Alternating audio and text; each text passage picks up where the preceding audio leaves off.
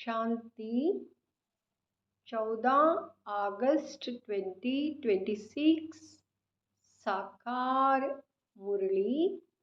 सुनते हैं पहले मुरली के मुख्य पॉइंट्स। जितना जितना शुद्ध होते जाएंगे उतना औरों को भी शुद्ध अथवा योगी बनाने का उमंग आएगा। हठयोग ऋषि तत्व को भगवान मानते हैं। राजयोग ऋषि भगवान को बाप मानते हैं। तत्व को याद करने से उन्हों के कोई पाप नहीं कटते हैं। तत्व के साथ योग लगाने से कोई बल नहीं मिलता है। सुनेंगे ईश्वरीय महावाक्यों को विस्तार से। मीठे बच्चे, रोज अपने आप से पूछो कि मैं आत्मा कितना शुद्ध बना हूँ। जितना शुद्ध बनेंगे उतना खुशी रहेगी। सेवा करने का उमंग आएगा, खुशी भी बढ़ेगी। प्रश्न: हीरे जैसा श्रेष्ठ बनने का पुरुषार्थ क्या है? उत्तर: देही अभिमानी बनो। शरीर में जरा भी मोह ना रहे। फिक्र से फारिग हो। एक बाबा की याद में रहो। यही श्रेष्ठ पुरुषार्थ हीरे जैसा बना देगा।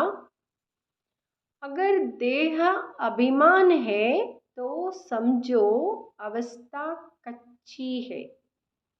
बाबा से दूर हो। तुम्हें इस शरीर की संभाल भी करनी है, क्योंकि इस शरीर में रहते कर्मातीत अवस्था को पाना है। गीत मुकड़ा देख ले प्राणी। ओम शांति। बाप बच्चों को समझाते हैं कि जिसके योग बल से पाप कटते हैं उनको खुशी का पारा चढ़ जाता है। अपनी अवस्था को आपे ही बच्चे जान सकते हैं। जब अवस्था अच्छी होती है तो सर्विस का शौक बहुत अच्छा होता है। जितना जितना शुद्ध होते जाएंगे उतना औरों को भी शुद्ध अथवा योगी बनाने का उमंग आएगा, क्योंकि तुम राजयोगी व राजऋषि हो। हठयोग ऋषि तत्व को भगवान मानते हैं। राजयोग ऋषि भगवान को बाप मानते हैं। तत्व को याद करने से उन्हों के कोई पाप नहीं कटते हैं। तत्व के साथ योग लगाने से कोई बल नहीं मिलता है। कोई भी धर्म वाले योग को जानते नहीं है, इसलिए कोई भी सच्चा योगी बन वापिस नहीं जा सकते। अभी तुम बच्चे अपनी अवस्था खुद भी जान सकते हो। आत्मा जितना बाप को याद करेगी उतना खुशी होगी। अपनी जांच रखनी है। बच्चे भी एक दो की अवस्था को, अपनी अवस्था को जान सकते हैं। देखना है हमारा कोई शरीर में भान तो नहीं है। देहाभिमान है तो समझो बहुत कच्चे हैं। बाप फरमान करते हैं, बच्चे तुम्हें हीरे जैसा बनना है। बाबा देही अभिमानी बनाते। बाप को देहाभिमान होता नहीं, देहाभिमान होता है बच्चों को। बाप की याद से तुम देही अभिमानी बनेंगे। अपनी जांच करते रहो, हम कितना समय याद करते हैं। जितना याद करेंगे उतना खुशी का पारा चढ़ेगा और अपने को लायक बनाएंगे। ऐसे भी मत समझना, बाबा कहते हैं, ऐसे भी मत समझना कि कोई बच्चे कर्मातीत अवस्था को पहुंच गए हैं। नहीं, रेस चल रही है। रेस जब पूरी होगी, रेस चल रही है ना, जब रेस पूरी होगी तब फाइनल रिजल्ट होगी। फिर विनाश भी शुरू हो जाएगा। तब तक यह रिहर्सल होती रहेगी जब तक कर्मातीत अवस्था आ जाए। हम किसी की बुराई नहीं कर सकते, अंत में ही सबका पता पड़ेगा। अभी तो थोड़ा टाइम पड़ा है। या दादा भी कहते हैं, मीठे बच्चे, अभी थोड़ा समय पड़ा है। इस समय एक भी कर्मातीत अवस्था को पा ना सके। बीमारी आदि होती है, इसको कर्म भोग कहा जाता है। भोगना का और किसको पता नहीं पड़ता है, वह अंदर की पीड़ा होती है। अभी एक रस अवस्था किसी की बनी नहीं है। जितनी कोशिश करते हैं उतना विकल्प तूफान बहुत आते हैं। तो बच्चों को कितनी खुशी रहनी चाहिए। विश्व का मालिक बनना कोई कम बात है क्या। मनुष्य साहूकार है, बड़े बड़े बंगले हैं तो खुशी रहती है क्योंकि सुख बहुत है।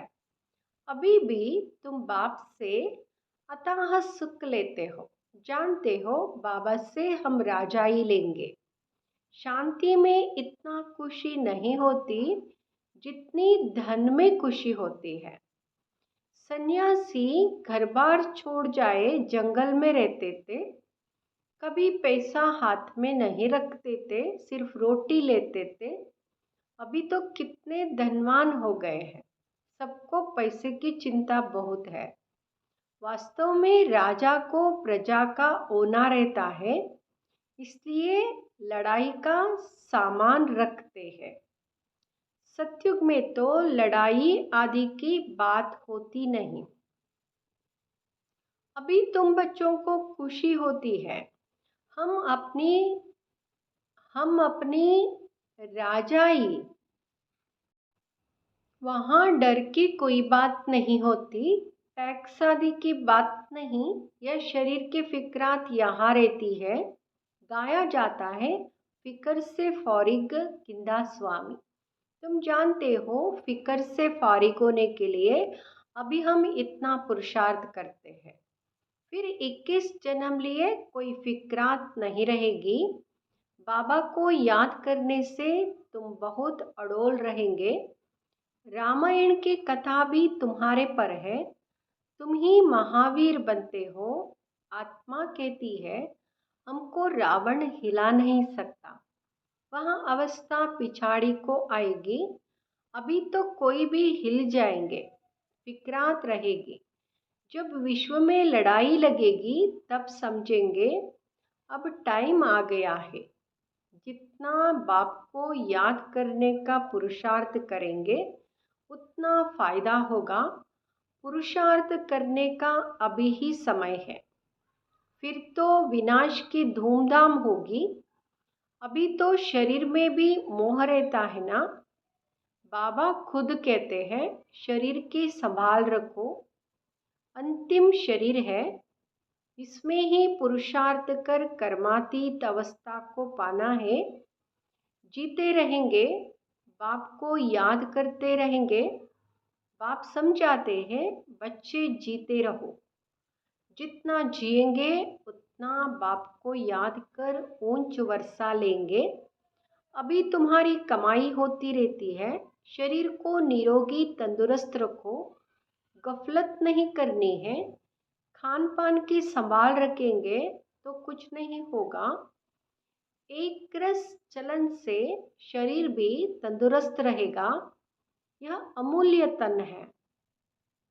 इसमें पुरुषार्थ कर देवी देवता बनते हो तो बलिहारी इस समय की है। खुशी रहनी चाहिए। जितना बाप और वर्षे को याद करेंगे उतना नारायणी नशा चढ़ा रहेगा। बाप की याद से ही तुम ऊंचते ऊंच पद पाएंगे। देखना है हम कितना खुशी में, कितना फखूर में रहते हैं। गरीबों को तो और ही खुशी रहनी चाहिए। साहूकारों को तो धन का फिक्र रहता है। तुम्हारे में कुमारियों को तो कोई फिक्र नहीं है। हाँ, कोई के मित्र संबंधी गरीब है तो संभाल रखनी पड़ती है। जगाते भी रहना है। अगर नहीं जगते हैं तो फिर कहाँ तक मदद करते रहेंगे। इसलिए बाबा कहते हैं जगेंगे तो अच्छा है। बाबा कहते हैं ना, तुम सर्विसेबल खुद बनो, वह स्त्री को रूहानी सर्विस में दो। तुम हो बाबा के मददगार। मदद तो सबको चाहिए ना। अकेला बाप भी क्या करेगा। कितनों को मंत्र दे। हम तुमको देते हैं, तुमको फिर औरों को देना है, कलम लगाना है। बच्चों को कहते रहते हैं जितना हो सके मददगार बनो, मंत्र देते जाओ। तुम्हारे शास्त्रों में भी है कि सबको पैगाम दिया था कि बाप आए हैं, वर्षा लेना है तो बाप को याद करो। देहदारियों को याद नहीं करो। अपने को आत्मा समझ बाप को याद करेंगे तो तुम्हारे विकर्म विनाश होंगे। तुम्हारे विकर्म विनाश होंगे और वर्षा मिल जाएगा। गीता तो बहुत सुनते सुनाते हैं। उसमें प्रसिद्ध अक्षर है मनमना भाव। बाप को याद करो तो मुक्ति को पाएंगे। सन्यासी भी यह पसंद करेंगे। मध्यजी भाव अर्थात जीवन मुक्ति। बच्चे बाप के बनते हैं तो बाप कहते हैं बच्चे तुम्हारी आत्मा पतित है, पतित चल नहीं सकेंगे। यह समझने की बातें हैं। तुम भारतवासी सतो प्रधान थे, तमो प्रधान बने, अब फिर सतो प्रधान बनना है तो बाप कहते हैं पुरुषार्थ करो तो ऊंच पद मिलेगा। भक्ति तो जन्म जन्मांतर करते आए हो। तुम जानते हो पहले पहले अव्यभिचारी भक्ति शुरू हुई, अभी कितनी व्यभिचारी भक्ति है। शरीरों की भी पूजा होती है।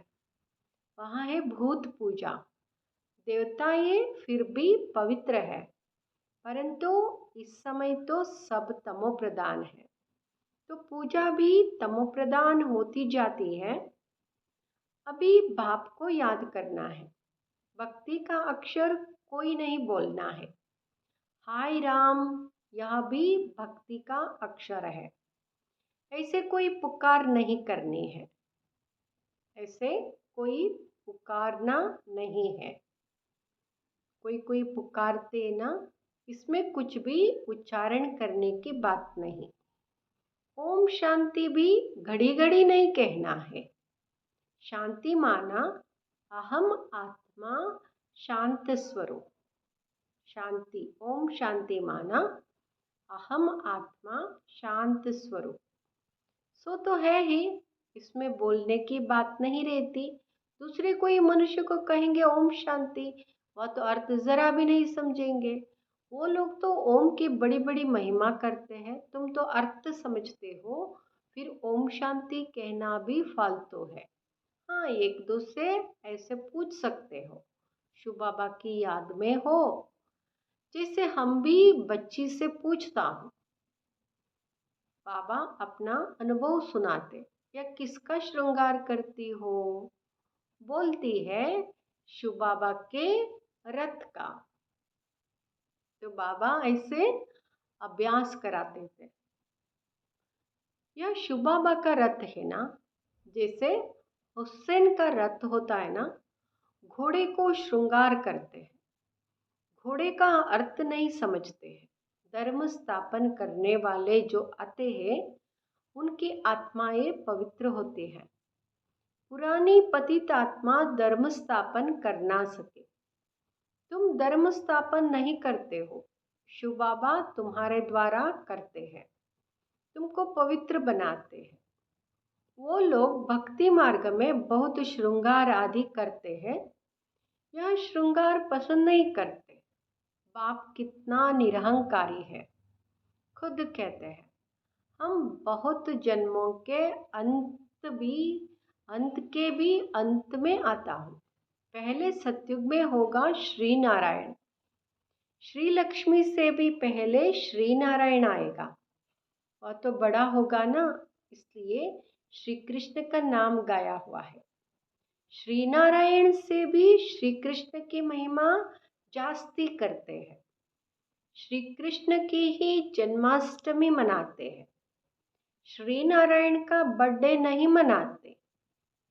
यहाँ कोई नहीं जानते हैं, श्री नारायण का बर्थडे कभी नहीं मनाते हैं। या कोई नहीं जानते श्री कृष्ण सो श्री नारायण, नाम तो बचपन का ही चलेगा ना। फलाने ने जन्म लिया, उसका बर्थडे मनाते हैं, इसलिए श्री कृष्ण का ही मनाते हैं। क्योंकि श्री कृष्ण छोटा बच्चा है, तो बच्चे का ही जन्मदिन मनाते हैं, झूले में झुलाते हैं। महिमा भी जास्ती श्री कृष्ण की है। श्री नारायण का किसको पता नहीं। पहले पहले शिव जयंती, फिर है श्री कृष्ण जयंती, फिर राम की। शिव के साथ गीता का भी जन्म होता है। शिव बाबा आते ही है बहुत जन्मों के अंत के जन्म में। बुजुर्ग अनुभवी रथ में ही आते हैं। अच्छा समझाया हुआ है तो भी किसकी बुद्धि में नहीं आता। बाप कहते यह ज्ञान प्रायलोप हो जाता है। जब मैं आकर सुनाऊं तब तुम भी सुना सकते हो। अभी तुम बच्चे जानते हो हम भविष्य में एक्यूरेट यह देवी देवता बनेंगे। बाबा ने 2-3 प्रकार के साक्षात्कार किए थे। यह बनूंगा, ताज वाला बनूंगा, पगड़ी वाला बनूंगा। 2-4 राजाए के जन्मों का साक्षात्कार किया था। अभी तुम समझ सकते हो। इन बातों को दुनिया में और कोई समझ नहीं सकते। हाँ, इतना समझते हैं, अच्छा कर्म करेंगे तो अच्छा जन्म मिलेगा। अभी तुम पुरुषार्थ ही भविष्य के लिए कर रहे हो, नर से नारायण बनने का। तुम जानते हो हम यहाँ पद पाएंगे। अभी हम अपनी स्थिति से, अपने पुरुषार्थ से जान सकते कौन सा पद पाएंगे। यह खुशी जास्ती उनको रहेगी जो कर्मातीत अवस्था को पाते हैं। खुशी उनकी जास्ती रहेगी जो कर्मातीत अवस्था को पाने का पुरुषार्थ करते होंगे। कहते हैं बाबा हम तो मम्मा पापा को फॉलो करेंगे तब तो तख्त पर बैठ सकेंगे। यह भी समझ चाहिए कितनी हम सर्विस करते और कितना खुशी में रहते हैं। खुद खुशी में रहेंगे तो दूसरों को भी खुशी में लाएंगे। अंदर कोई खराबी होगी तो दिल खाती रहेगी। कोई कोई आकर कहते हैं बाबा हमारे में क्रोध है या भूत है हमारे में। फिक्र की बात हुई ना, भूत को रहने नहीं देना चाहिए। भूत अच्छा नहीं है ना, भूत सताती है, इसलिए भूत को रहने नहीं देना। क्रोध क्यों करे, प्यार से समझाना होता है। बाबा कोई पर क्रोध थोड़े ही करेंगे। शिव बाबा की महिमा है ना, बहुत फालतू झूठी महिमा भी करते हैं। मैं करता क्या हूँ, मुझे कहते हैं आकर पतित से पावन बनाओ। जिसे डॉक्टर को कहते हैं हमारी बीमारी दूर करो, वह दवाई दे इंजेक्शन लगाते हैं। सो तो उनका काम ही है, डॉक्टर का काम है इंजेक्शन लगाना। बड़ी बात थोड़ी ही है, पढ़ते ही है सर्विस के लिए। जास्ती पढ़ते हैं तो जास्ती कमाई करते हैं। बाप को तो कोई कमाई नहीं करनी है, उनको तो कमाई कराना है। बाबा कहते, मुझे तुम अविनाशी सर्जन भी कहते हो, ये जास्ती महिमा कर दी है। पतित पावन को कोई सर्जन नहीं कहा जाता, यह सिर्फ महिमा है। बाप तो सिर्फ कहते हैं, ये सिर्फ महिमा है। मुझे याद करो तो तुम्हारे विकर्म विनाश होंगे। बस मेरा पाठ ही है तुमको यहाँ समझाने का कि मामेकम याद करो। जितना याद करेंगे उतना ऊंच पद पाएंगे। यह है ही राजयोग का ज्ञान। गीता जिन्होंने पढ़ी है उनको समझाना सहज होता है। तुम पूज्य राजाओं के राजा बनते हो, फिर पुजारी बनेंगे। तुमको मेहनत करनी है। तुम विश्व को पवित्र बनाते हो, कितना भारी मर्तबा है। तुम सब अंगुली देते हो कलयुगी पहाड़ को पलटाने, बाकी पहाड़ आदि कुछ भी है नहीं। अब तुम जानते हो, बाबा कहते हैं, अब तुम जानते हो नई दुनिया आनी है, इसलिए राजयोग जरूर सीखना है। बाप ही आकर सिखलाते हैं, बाप ही आकर सिखलाते हैं। सतोप्रधान बनना है, जो कल्प पहले बने होंगे उनको समझाने से जचेगा। बात तो ठीक कहते हैं, उनको मालूम पड़ेगा बात तो ठीक कहते हैं। बरोबर बाप ने कहा था, मन मना भव। अक्षर संस्कृत है। बाप तो हिंदी में कहते हैं, मुझे याद करो। अभी तुम समझते हो हम कितने ऊंच धर्म ऊंच कर्म वाले थे। तब तो गायन है, 16 कला संपूर्ण संपूर्ण निर्विकारी। अब फिर ऐसा बनना है, अपने को देखना है कहाँ तक हम सतो प्रधान बने हैं। खुद को चेकिंग करना है। पावन बने हैं, कहाँ तक नरकवासियों को स्वर्गवासी बनाने की सेवा करते हैं। अच्छा, मीठे मीठे सिकिलदे बच्चों प्रति माता पिता बाप दादा का याद प्यार और गुड मॉर्निंग। रूहानी बाप की रूहानी बच्चों को नमस्ते। हम रूहानी बच्चों के रूहानी माता पिता बाप दादा को याद प्यार गुड मॉर्निंग नमस्ते। शुक्रिया बाबा। धारणा के लिए मुख्य सार, फर्स्ट, बाप समान निरहंकारी बनना है। इस शरीर की संभाल करते हुए शिव बाबा को याद करना है। रूहानी सर्विस में बाप का मददगार बनना है। दूसरा, अंदर में कोई भी भूत को रहने नहीं देना है। कभी किसी पर क्रोध नहीं करना है। सबसे बहुत प्यार से चलना है। माता पिता को फॉलो कर तख्त नशीन बनना है। वरदान, स्वार्थ शब्द के अर्थ को जान।